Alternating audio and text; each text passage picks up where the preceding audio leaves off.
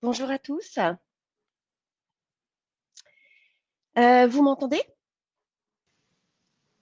Oui, oui, Claire, on t'entend. Oui, super, merci. Donc, bonjour, je suis Claire Spencer-Bourgeois d'Orange Business Service et je vous souhaite à tous la bienvenue à ce webinaire sur les 5 incontournables des solutions d'accès à distance. Alors, ce webinaire sera donc animé par Alexandre Darchérif d'Akamai et de François Rall d'Orange Business Service. Alors, François et Alexandre, je vous laisse vous présenter en quelques mots. Oui, bonjour, merci Claire. François Rall, donc je suis chef de produit à la BU Connectivité d'Orange Business Service et je suis en charge des produits CDN Solutions d'Akamai. Et donc, pour me définir, je suis un fan de tennis et j'espère faire des échanges très productifs et assez sympathiques avec Alexandre. Merci François. Bonjour à tous. Alexandre Darchérif, ingénieur avant-vente chez Akamai. Donc moi, je porte l'expertise de toutes les solutions de performance et de sécurité côté CDN. Et je suis un passionné des nouvelles technologies et de leur implémentation dans le monde de demain. Et pour ma part, François, moi, je suis plus fan de ping-pong. Donc on va devoir s'adapter sur le diamètre de la balle à utiliser. Merci à vous deux. Alors, avant de commencer, je vais vous rappeler quelques bonnes pratiques. Alors, pour ceux qui ne l'avaient pas encore remarqué, vous avez sur votre écran en haut à droite un petit icône de chat pour poser vos questions et auxquelles nous essaierons d'y répondre au fur et à mesure. Également sur votre écran en haut à droite, sous l'icône du chat, la possibilité de répondre à nos mini-sondages que nous lancerons pendant le webinaire. Je vous en informerai.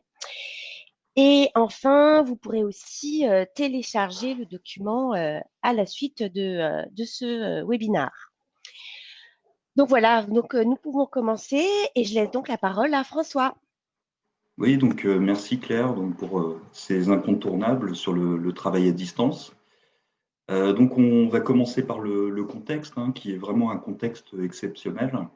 Ce qu'on voit aujourd'hui dans les entreprises, dans les services publics, c'est une augmentation massive du travail à distance.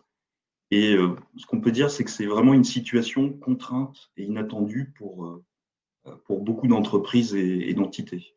Et donc, malgré la fin du confinement, ça reste une situation qui perdure. Alors, quand je dis contrainte, c'est parce que culturellement, toutes les entreprises n'étaient pas prêtes.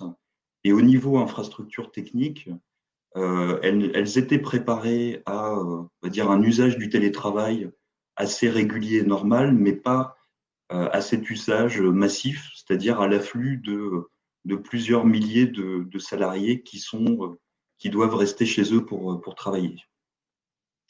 Donc, on s'aperçoit à travers les chiffres, d'un mois à l'autre, d'une véritable explosion du trafic Internet, hein. C'est comme si tout d'un coup, vous avez Netflix, YouTube qui double le trafic avec tous les salariés, pratiquement tous les salariés des entreprises qui viennent travailler à distance. Donc, les problématiques que ça pose, hein, ce sont des problématiques de dimensionnement du réseau. Donc, est-ce que le réseau Internet est prêt à encaisser tous ces nouveaux usages? Et surtout, pour les entreprises, est-ce qu'elles sont capables de garantir des bonnes conditions de travail pour leurs salariés à distance? Donc, ça, ce qu'on peut dire, c'est que ça suscite des interrogations assez fortes en termes de qualité de service, de sécurité et de performance. Et donc, ces questions qui se posent, hein, des entreprises se les ont posées tout d'un coup, dès l'approche ou le début du confinement. Donc, comme cette entreprise italienne dont on va parler, hein, une entreprise de transport, qui avait 90% de ses salariés sur site, donc 10% seulement avec une capacité de 10% de travail à distance, et qui tout d'un coup, en fait, se retrouve à devoir migrer plus de 30 000 salariés sur une solution de télétravail. Et donc, on va voir donc, qu'il y a un certain nombre d'incontournables pour réussir sa transition vers le télétravail. Et donc, je vais pouvoir passer la parole à Alexandre. Merci François. Donc effectivement, afin de parcourir les 5 enjeux clés de la gestion d'accès à distance, on va utiliser ce use case italien.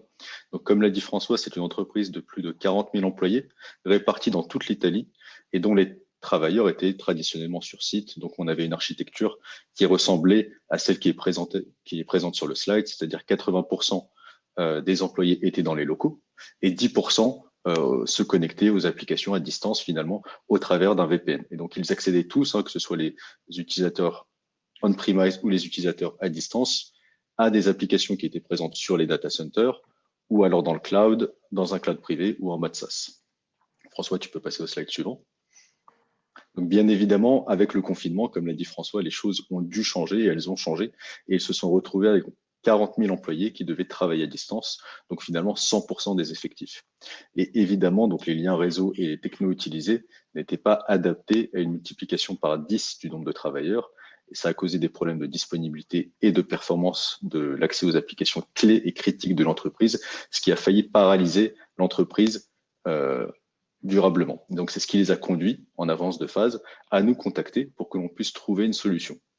Donc on a pu leur fournir notre solution d'accès à distance et la configurer et l'implémenter en une semaine, ce qui est un effort considérable, surtout en ces temps de confinement, et on est très fiers de cet effort. Et donc une des premières considérations à prendre en compte, c'est le fait qu'un accès distant doit pouvoir être dimensionnable à souhait, c'est-à-dire qu'il doit pouvoir supporter à un instant T 1000 utilisateurs, à un instant T plus un 2000, 3000, 4000, 20 000 utilisateurs sans créer de problème de performance ou de latence et encore pire, sans créer de problème d'indisponibilité du service qui va impacter négativement l'entreprise.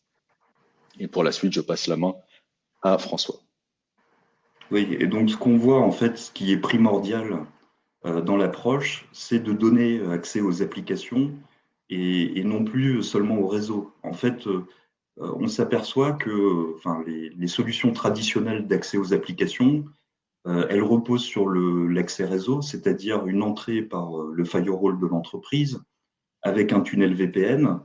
Et à partir de là, on se retrouve dans l'environnement de travail avec un accès un peu indifférencié à la majorité des applications.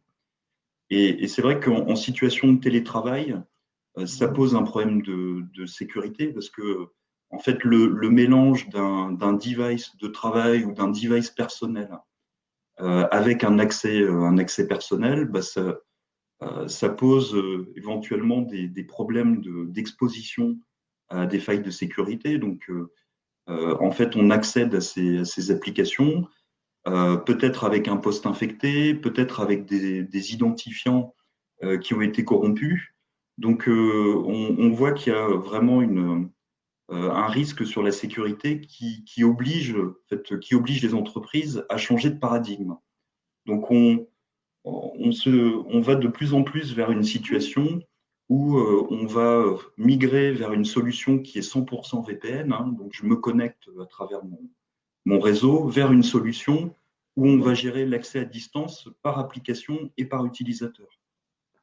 En fait, sur le marché, cette approche, elle est concrètement appelée, c'est l'approche connue Zero Trust, c'est-à-dire de ne faire confiance qu'à des utilisateurs qui sont clairement identifiés et sécurisés.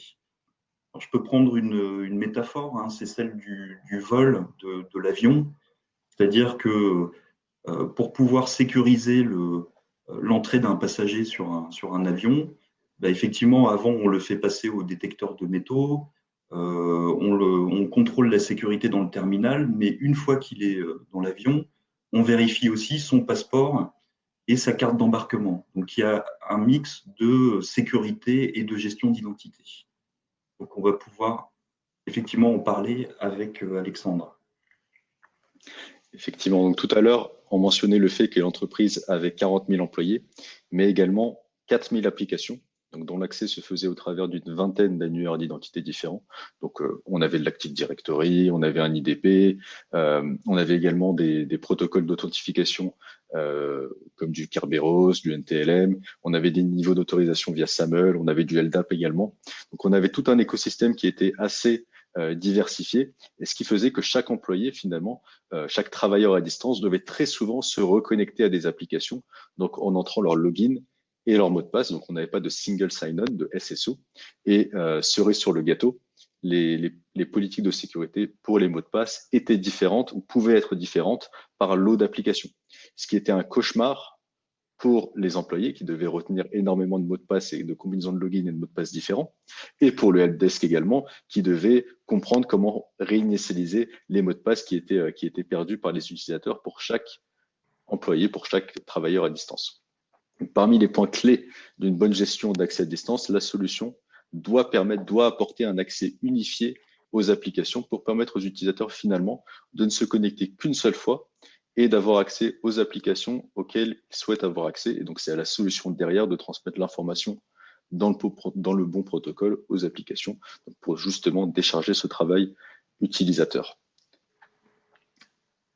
Et pour la suite, je repasse la main à Claire.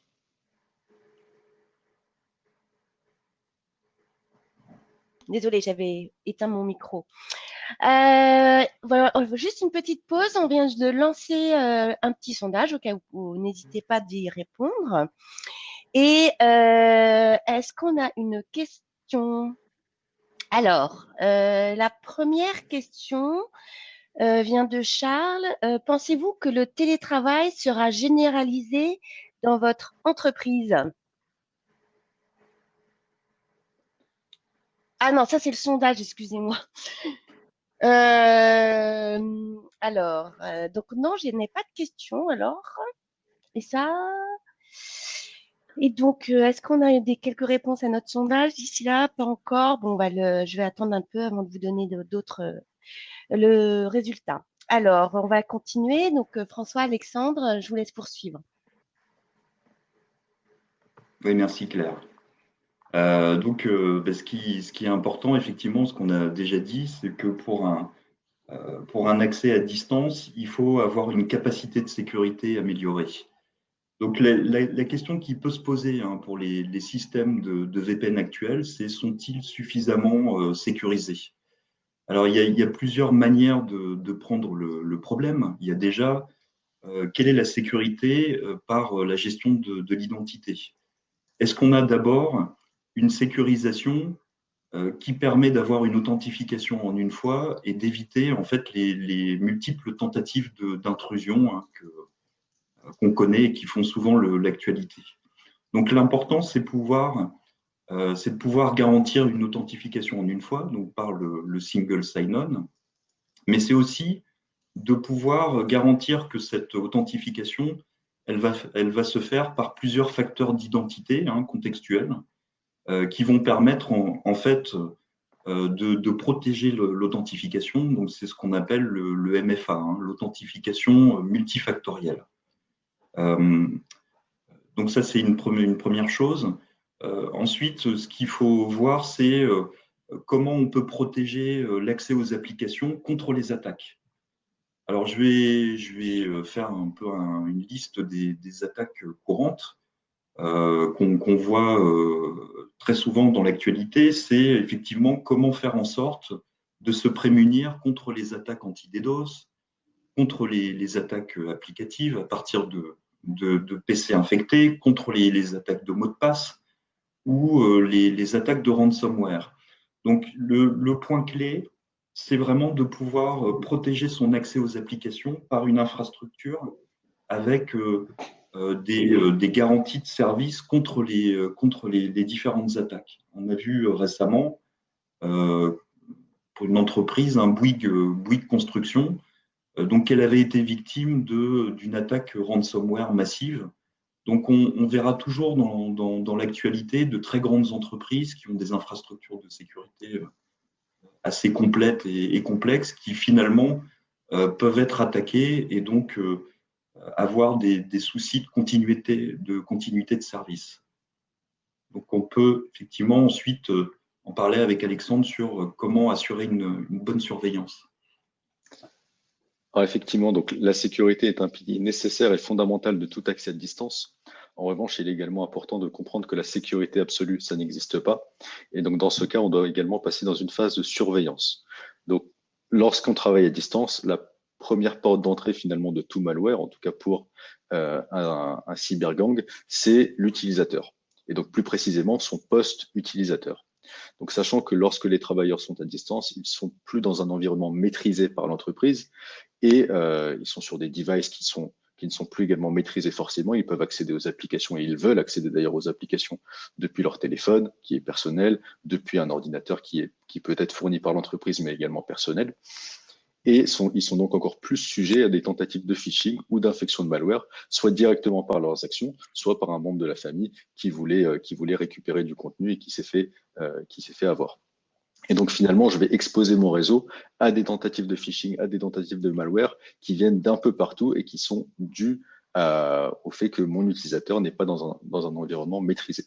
Il est donc très important de pouvoir surveiller en temps réel, bon, quasi temps réel, l'état de santé des outils de mon parc utilisateur, afin de pouvoir alerter finalement en cas de détection d'infection de malware, et réagir rapidement donc en cas de périphérique infecté, donc soit en bloquant l'accès aux applications par défaut, donc pour les périphériques qui sont détectés comme étant infectés, soit finalement en contactant directement l'utilisateur pour qu'il puisse effectuer des manipulations pour pouvoir se désinfecter, une mise en quarantaine, etc. Et donc c'est comme ça, c'est le dernier point, le point final sur ces 5 incontournables, la surveillance des signaux simples et rapides. François, tu peux passer à la suite. Et donc finalement, donc la solution Enterprise Application Access, donc EAA, a justement été conçue pour relever ces 5 défis, donc mis en évidence par l'approche traditionnelle de l'accès à distance.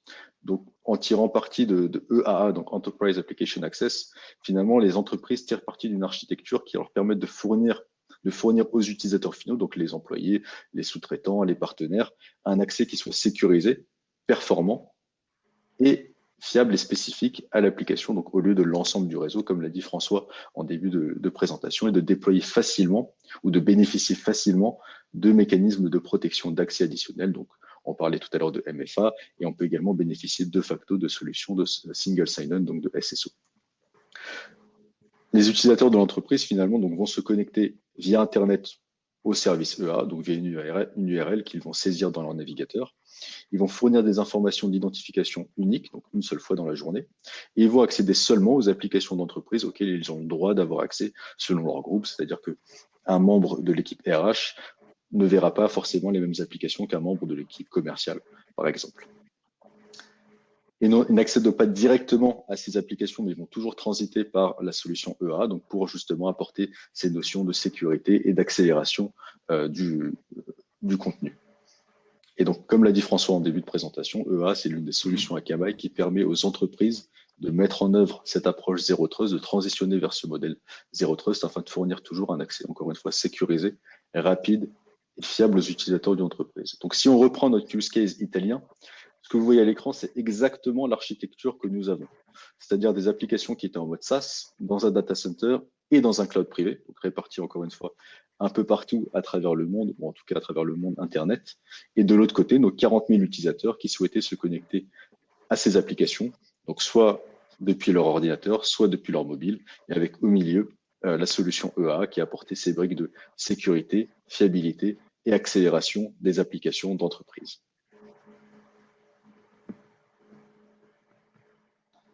Et François, je te repasse la main. Oui, donc ajoutons que votre équipe de compte, donc Orange Business Service, qui connaît très bien votre environnement et qui est capable de qualifier votre situation de connectivité et de sécurité, donc peut vous proposer de tester EAA, donc Enterprise Application Access, donc pour 60 jours. Donc 60 jours de pilote sans engagement, donc gratuitement. Et vous pouvez, donc après qualification, donc intégrer la solution très rapidement, en moins d'une semaine.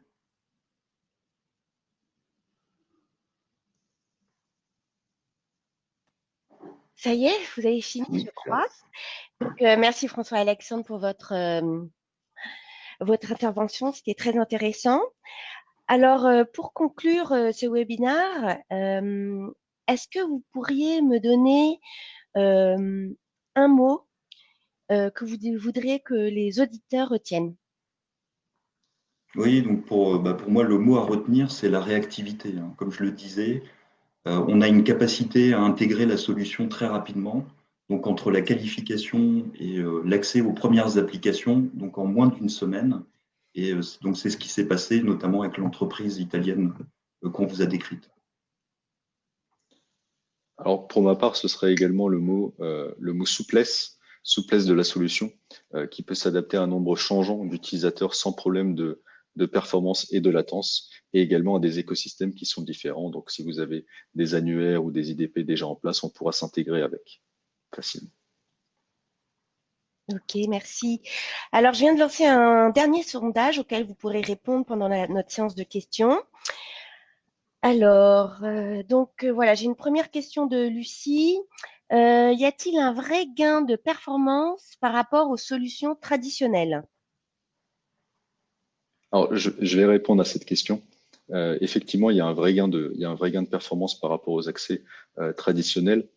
C'est quelque chose qui est prouvé, qui a été mesuré par une entreprise externe, donc qui a été mandatée par AT&T, donc l'équivalent Orange aux États-Unis, et donc qui a pu montrer, donc c'est un rapport public, qui a pu montrer qu'on a apporté une amélioration jusqu'à 40% vis-à-vis d'un accès traditionnel.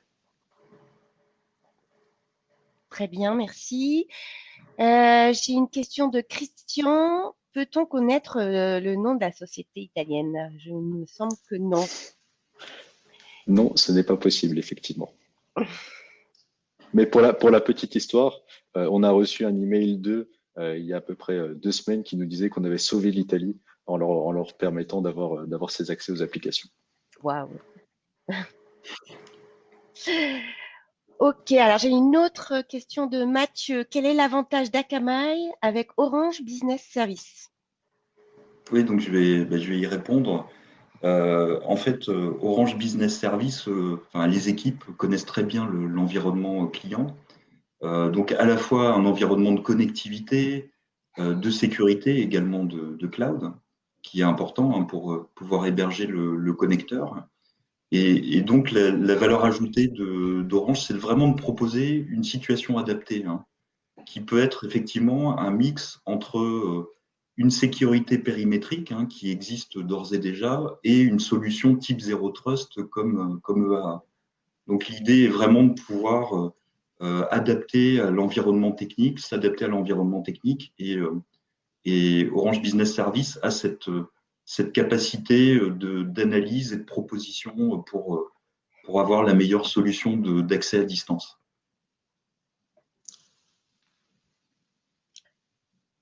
J'ai une autre question de Christophe. Quel est le modèle de licensing? Alors je vais y répondre. Le modèle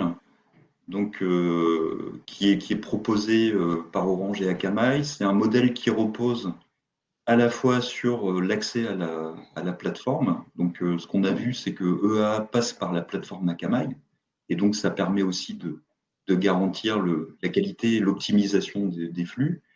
Et c'est un système qui est flexible en fonction des utilisateurs connectés à EA. Donc, la variable, c'est vraiment l'utilisateur, et ce qui permet une adaptation très souple, hein, puisque dans des périodes exceptionnelles comme celle-là, on peut avoir un afflux massif d'utilisateurs, et puis après, ça peut se lisser dans le temps.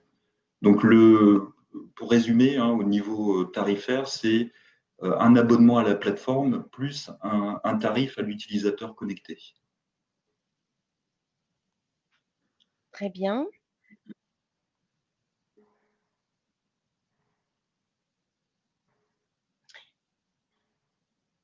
Est-ce que c'est possible quand on n'est pas chez Orange? Euh, je te laisse répondre, François. Alors, quand on n'est pas chez Orange, j'allais dire en connectivité, j'ai presque envie de dire on est toujours un peu chez Orange pour un produit ou l'autre, hein, en termes de service entreprise, mais oui, c'est tout à fait possible de s'adresser à nous, et il y aura une équipe de compte qui pourra effectivement voir comment souscrire à EA avec un contrat Orange Business Service. Enfin, ça ne pose pas de problème particulier. Très bien, je vais prendre une dernière question. Alors, celle 1. Alors, une autre de Mathieu. Savez-vous vous interconnecter avec des SIEM? Alors, je vais répondre à cette question effectivement. Donc, je pense que c'est en lien avec le dernier use case, le dernier incontournable, pardon, qui est la surveillance effectivement. Donc, la solution EA permet tout naturellement de s'interconnecter avec des SIEM d'entreprise. Donc, quel qu'il soit, on a des connecteurs qui sont créés pour cela. Donc, soit au format JSON, vous pouvez récupérer tout ce qu'il faut et après l'intégrer dans votre SIEM ou dans d'autres outils BI.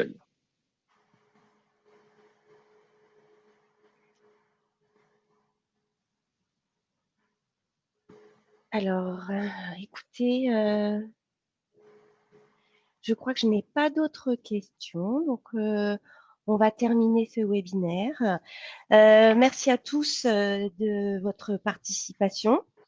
Portez-vous bien ainsi que vos proches et il me reste plus qu'à vous souhaiter une bonne journée. À très bientôt. Au revoir. Je vous remercie. Au revoir. Merci, au revoir.